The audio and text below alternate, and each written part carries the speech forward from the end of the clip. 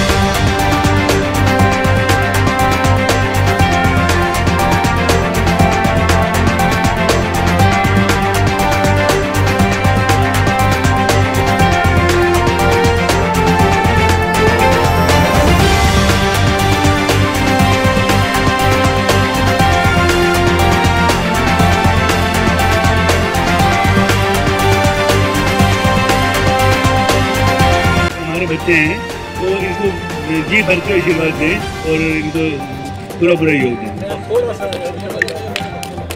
आर्या नगर के मेरे बहुत ही आदरणीय सूझवान मतदाता भाई बहन माताएं, मेरे बड़े बुजुर्ग, सबसे पहले आपको प्रणाम, नमस्कार, वाहिगुरु जी का खालसा, वाहिगुरु जी की फतेह।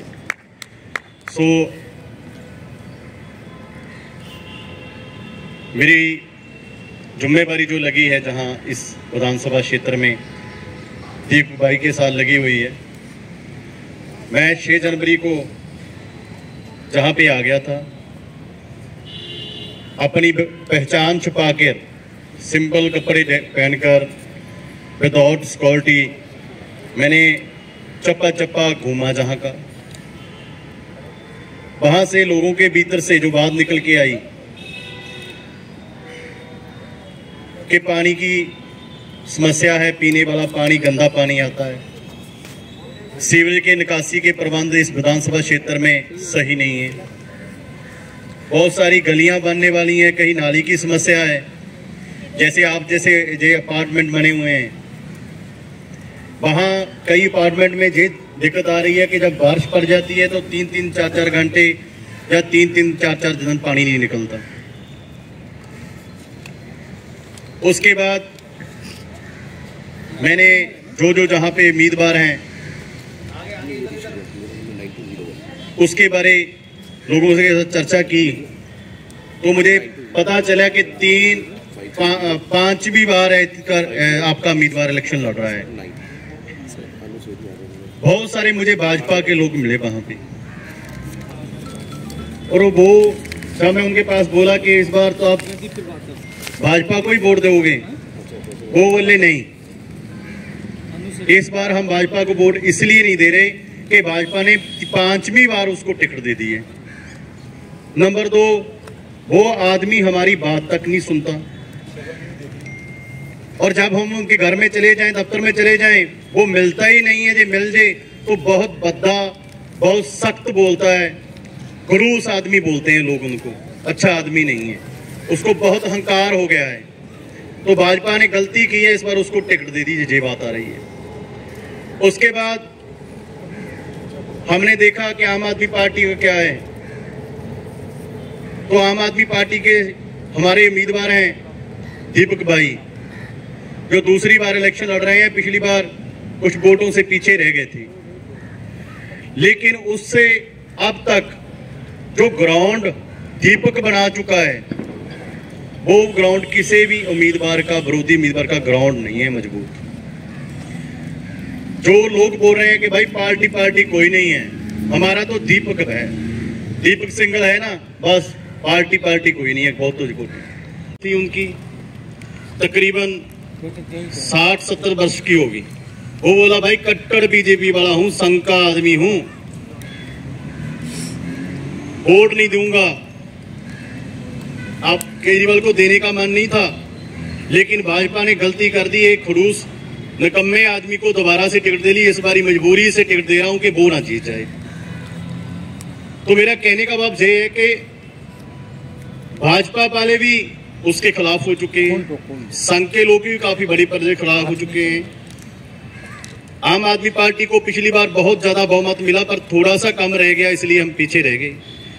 मैं आपको यही एक बेनती करना चाहता हूं कि जो भी उम्मीदवार आपने चुनना है उसका बैकग्राउंड आपको पता होना चाहिए। हारोगे आप, हमेशा जीतते रहोगे। आपका बहुत बहुत धन्यवाद। इनकलाब जोर से लगाना है नारा। ये नारे की आवाज कॉलोनी में जाना चाहिए कि लोगों का मन बन चुका है। पूरे जोश से इनकलाब जिंदाबाद, इनकलाब जिंदाबाद। अरविंद तुम आगे बढ़ो, हम तुम्हारे साथ हैं। दीपक भाई तुम आगे बढ़ो, हम तुम्हारे साथ हैं। बहुत बहुत धन्यवाद। ये नारे गूंजते रहने चाहिए, अच्छे हैं सेहत के लिए भी। डॉक्टर साहब समझते हैं कि जब फेफड़े अच्छे रहेंगे तो कोरोना के लिए प्रॉब्लम नहीं आती कोई। धन्यवाद। मुझे अपनी बात रखने का मौका दिया, इसके लिए आप सभी का बहुत बहुत धन्यवाद। और खास तौर पे हमारे आशु गुप्ता जी जो प्रेसिडेंट हैं, राजेश शर्मा जी सेक्रेटरी साहब, अतुल गोयल जी ज्वाइंट सेक्रेटरी, संजय मिश्रा जी, मनीष कुमार जी, अनु सेठी भाई, ऋषि भाई, और हमारे जैसे कहा था ना बाबू जी आपने कि संजीवनी वाले, तो हमारे भी संजीवनी वाले यही हैं, डॉक्टर विजोड़ा अंकल। तो डॉक्टर विजोड़ा अंकल का बहुत बहुत धन्यवाद। मैं कोई यहाँ पे भाषण देने नहीं आया, मैं कोई यहाँ पे आपसे कोई मैं आया नेताओं से भाषण दिया और चला गया, ऐसे में करने नहीं आया। मैं तो आपसे चर्चा करने आया हूँ, मैं तो आपसे आशीर्वाद लेने आया हूँ, आपसे साथ लेने आया हूँ, आपका वोट लेने आया हूँ। आप लोग वोट देके मुझे जिता के भेजेंगे तो हमेशा आपके बीच में आपका बेटा बनके, आपका छोटा भाई बनके हमेशा काम करता रहूंगा। और कभी भी आपको ऐसा नहीं लगेगा कि आपका बेटा गायब हो गया, नालायक निकला, ऐसा नहीं लगेगा। आपको ऐसा लगेगा आपने अपने बेटे को जिता के अच्छा काम किया है, और बेटा हमारे बीच में आता रहता है, छोटा भाई हमारे बीच में आता रहता है। और हमारे जो भी काम अपार्टमेंट से रिलेटेड, आसपास रिलेटेड जो भी काम होते, सभी कामों को करवाने की सबसे पहले प्रायोरिटी लेता है और खुद लग के उन कामों को करवाता है। तो कोई भी कुछ कहना चाहता हूँ, क्योंकि मैं बात करने आया हूँ, वार्तालाप करने आया हूँ, संवाद करने आया हूँ, तो कोई भाषण देने नहीं आया। तो कोई भी कुछ कहना चाहता हूँ, कोई भी कुछ बोलना चाहता हूँ, कोई भी समस्या बताना चाहता हूँ, कोई कुछ बताना चाहता हूँ कि हमारे यहाँ पे समस्या है, ये दिक्कतें हैं, ये परेशानियां हैं जो पिछले कई सालों से लगातार बनी हुई है, या फिर आप जिसको वोट देके जिता के भेजते हैं, जिसको आप विधायक, पार्षद, सांसद बनाते हैं, आप उससे क्या एक्सपेक्टेशन रखते हैं, आप क्या चाहते हैं कि वो आपके बीच में आके आपके काम करे, तो वो भी आप मुझे बता सकते हैं, मुझे बोल सकते हैं और उनसे बात कर सकते हैं। तो इसमें हमारे करुण भट्टागर जी और संजय मिश्रा जी ये दोनों विचार रखेंगे, what they are expecting from you, जो आपसे क्या आशा करते हैं, क्या उनकी परेशानी है। एक्सटेंशन में आप विश्वासनगर कॉन्स्टिट्यूएंसी से विधायक के रूप में खड़े हुए हैं। उम्मीद है कि हमारी सारी बातें, क्योंकि पिछले कई इलेक्शंस में लगातार हमें भी दुख होता है कि आप लोग नहीं आ पाए, पर हमारा वोट आपको ही जाता है। दूसरी बात मैं यह सबसे बड़ी कहूंगा कि पिछले कुछ सालों में, दूर की बात मैं नहीं करता, सिर्फ हमारी सोसाइटी के चारों तरफ इतनी लूटपाट, इतना गंद मच गया है, सिक्योरिटी की कोई व्यवस्था नहीं है, लाइटिंग सिस्टम बिल्कुल डाउन है, सरेआम लोगों की चेन खींच ली जाती है, चाहे वो गिरे, चोट लगे उनको सड़क पे रगड़ते चले जाते हैं। अभी हाल ही में ऐसा हुआ, और मधु विहार में अभी हाल ही में ऐसा हुआ है, वो हमारी सोसाइटी का ही केस था। हाँ, और उसमें भी जबकि वो रियल नहीं था, जो ऑर्नामेंट उन्होंने ज्वेलरी पहनी हुई थी वो भी आर्टिफिशियल ज्वेलरी थी, जैसे भी यहाँ पे शॉप लगी हुई है। तो यही मैं लोगों को कह रहा था, ये भी लोगे तो भी आप वो खींचोगे। तो सबसे बड़ा क्वेश्चन यहाँ पे जो आता है, सिक्योरिटी का अरेंजमेंट आता है। दूसरी बात यह है कि हमारे यहाँ से गाड़ियां बहुत चोरी हो जाती हैं। ये तो लोगों की चेन खींचने का मामला था, लोगों को वैसा था। यहाँ से सरेआम ये गाड़ियां जितनी खड़ी होती हैं, ये ओला उबर की गाड़ियां खड़ी होती हैं, जहां जगह मिलती है आईपी एक्सटेंशन में, उनकी भीड़ लग जाती है यहाँ पे। उनकी आड़ में दूसरे लोग भी खड़े रहते हैं, गाड़ी में बैठ के दारू पीते रहते हैं, गाड़ी में बैठ के ताश खेलते रहते हैं। पुलिस कुछ भी नहीं करती उनको, ना हटाती है ना पूछती है यहाँ पे ऐसा क्यों हो रहा है। थैंक यू सो मच बाबू जी, आपने 2-3 क्वेश्चन में बहुत सारी बातें पूछ ली। मैं जवाब दे दूं फिर अगला क्वेश्चन ले लेंगे जी। हाँ वो बेटर है, नहीं तो काफी सारे मिस हो जाते हैं। तो आपने 2-3 सवालों में बहुत सारी बातें पूछ ली। तो मैं पहले आपका जो बात थी वो कानून व्यवस्था की बात है, चाहे वो चेन स्नैचिंग की बात हो, लूटपाट की बात हो, गाड़ियां चोरी होने की बात हो, वो कानून की बात है, लॉ एंड ऑर्डर की बात है। मैं आपको बताऊं, जैसा आपने कहा, क्योंकि मुझे पता वो मुझे किस्सा, उसमें चेन स्नैचिंग हुई और स्नैचिंग हो गई, वो चोर गिर गए और जब वो उठ के भागे तो वो तो भागने में कामयाब हो गए, लेकिन उनके जेब से पिस्टल निकल के गिर गई और वो पुलिस वालों ने बाद में रिकवर करी। तो आज दिल्ली में हालात ऐसे हो गए हैं, कानून व्यवस्था का हाल बद से बदतर होता जा रहा है। मैं आपको बताऊं, अभी आप लोगों ने 15-20 दिन पहले सुना होगा, हमारे एक सुनील जैन साहब थे, वो यमुना स्पोर्ट्स कॉम्प्लेक्स से अपने घर जा रहे थे, अखबार में पढ़ा होगा, न्यूज में सुना होगा।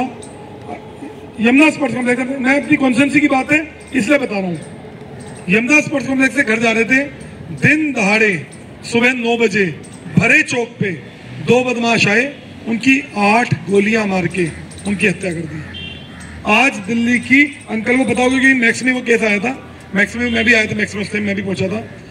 आज दिल्ली की कानून व्यवस्था का ये हाल हो चुका है। दिल्ली में भाजपा के नेता आम आदमी पार्टी को, अरविंद केजरीवाल जी को गालियां तो खूब देते हैं, लेकिन दिल्ली की कानून व्यवस्था डायरेक्टली केंद्र सरकार, भाजपा की केंद्र सरकार के अंडर आती है और दिल्ली की कानून व्यवस्था में पिछले 8-10 सालों में डे बाय डे चीजें खराब हुई हैं, अच्छा कुछ नहीं हुआ। अब जगह जगह चेन स्नैचिंग हो रही है, लूटपाट हो रही है, गैंग वॉर हो रहे हैं, लोगों से फिरौतियां मांगी जा रही हैं, मर्डर हो रहे हैं। आज दिल्ली की कानून व्यवस्था का ये हाल हो चुका है। मैं आपको बताऊं, आपने लाइटों की बात की, इसे हम क्या कर सकते हैं, मैं ऐसा विधायक में क्या करूंगा मैं वो बताया था। आपने स्ट्रीट लाइट्स की बात की, तो स्ट्रीट लाइट्स को ठीक करवाने का काम चालू रहे हमेशा, पूरी रोड्स पे कहीं भी डार्क स्पॉट ना बने। कोई डार्क स्पॉट नहीं होता, नॉर्मली भी डार्क स्पॉट में गलत काम होते हैं, तो डार्क स्पॉट ना बने उसकी जिम्मेदारी विधायक को लेनी चाहिए, विधायक को काम करवाना चाहिए। वो में डार्क स्पॉट, हमारी विधानसभा में कहीं भी डार्क स्पॉट ना हो, हमारी महिलाओं के लिए चलने के लिए अच्छे फुटपाथ हो, इसकी जिम्मेदारी मैं लूंगा। दूसरा, दिल्ली में 25,000 कैमरे हुआ करते थे 2015 तक, आज 3 लाख से ज्यादा कैमरे हैं दिल्ली के अंदर। हमारी विश्वास है विधानसभा में भी 5,000 कैमरे होने चाहिए थे, हमारा भी हक बनता था कि हमारी विधानसभा में 5,000 कैमरे लगे, लेकिन इस विधानसभा में पिछले 10 सालों में एक भी कैमरा नहीं लगाया गया।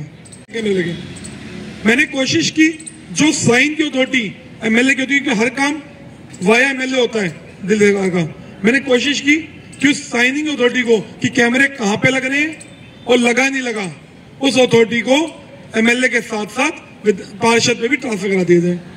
मैंने वो ट्रांसफर करा दी। मैंने विश्वास नगर विधानसभा में कैमरे लगवाने शुरू करवाए। हमारे यहाँ लगभग 50-60 बॉक्स, एक बॉक्स में 3-4 कैमरे लगते हैं दिल्ली सरकार के, और 50-60 बॉक्स इस विधानसभा में, इस वार्ड में लगे भी, लगभग 150-200 कैमरे लगे भी। लेकिन उसमें एक दिक्कत होती है, जो बॉक्स लगता है वो लगभग इस एसी के डब्बे जितना होता है, तो उस पर एक तरफ स्टिकर लगता है, उसमें एक तरफ अरविंद केजरीवाल जी की फोटो, एक तरफ पार्षद की फोटो, और उसमें लिखा होता है दिल्ली सरकार का सीसीटीवी कैमरा। इस बात से यहाँ के विधायक को नाराजगी थी। उन्होंने एक लेटर लिखा एलजी साहब को, और लेटर की कॉपी मेरे पास है और आप वेरीफाई करवा सकते हैं, विधायक जी पूछ भी लीजिएगा। उन्होंने लेटर लिखा दिल्ली एलजी साहब को, उनके लेटर में पढ़ के सुना देता हूं, आपकी कॉपी आपके ऑर्डर में भेज दूंगा। श्री विनय कुमार सक्सेना जी, उपराज्यपाल दिल्ली, विश्वास नगर विधानसभा में सीसीटीवी कैमरा इंस्टॉलेशन में अनियंत्रित घोटाले की जांच। बाबूजी, कैमरा लग रहा था पीडब्ल्यूडी का, बजट था दिल्ली सरकार का, दिल्ली में 3 लाख कैमरे लग गए, बेचारा पार्षद क्या घोटाला करेगा? पार्षद के हाथ में क्या है? मुद्दा घोटाले का नहीं था, मुद्दा सीबीआई जांच का नहीं था, मुद्दा कैमरे का काम विश्वास विधानसभा में रुकवाने का था। और कोई जांच नहीं हुई, कोई सीबीआई जांच नहीं हुई, लेकिन कैमरे का काम रुकवा दिया गया और हमारी विश्वास विधानसभा में ये काम नहीं हुआ। 13 जुलाई 2024 का लेटर है, आप चेक करवा लीजिएगा, और उन्होंने काम रुकवा दिया। तो जब मैं जीत के आऊंगा, जब आप लोग मुझे जिता के भेजेंगे, मुझे वोट दे के भेजेंगे, चाहे कैमरे का काम हो, हर गली, हर कोने, हर नुक्कड़ पे कैमरे लगाने का काम हो, चाहे हमारे यहाँ लाइटें लगाने का काम हो, डार्क स्पॉट खत्म करना हो, ये दोनों काम सबसे पहले मैं करूंगा। दूसरा, जब आप 2 लाख लोगों की ताकत मेरे साथ होगी, जब 2 लाख लोग मेरे साथ खड़े होंगे, तो चाहे एसएचओ से बात करनी हो, चाहे एसीपी साहब से बात करनी हो, चाहे डीसीपी साहब से बात करनी हो, कोई भी बात कहीं भी करनी हो, मैं हर जगह जाऊंगा, उनसे बात करूंगा। और यहाँ की चाहे गश्त बढ़ाने का काम हो, चाहे बैरिकेडिंग बढ़वाने का काम हो, चाहे पुलिसिंग करवाने का काम हो, कोई भी काम हो, उस काम को करवाएंगे। और हमारी माताएं, हमारी बहनें सड़कों पे अच्छे से चल सके और उनको कोई परेशानी ना हो, इस बात को सुनिश्चित करने की पूरी कोशिश करूंगा।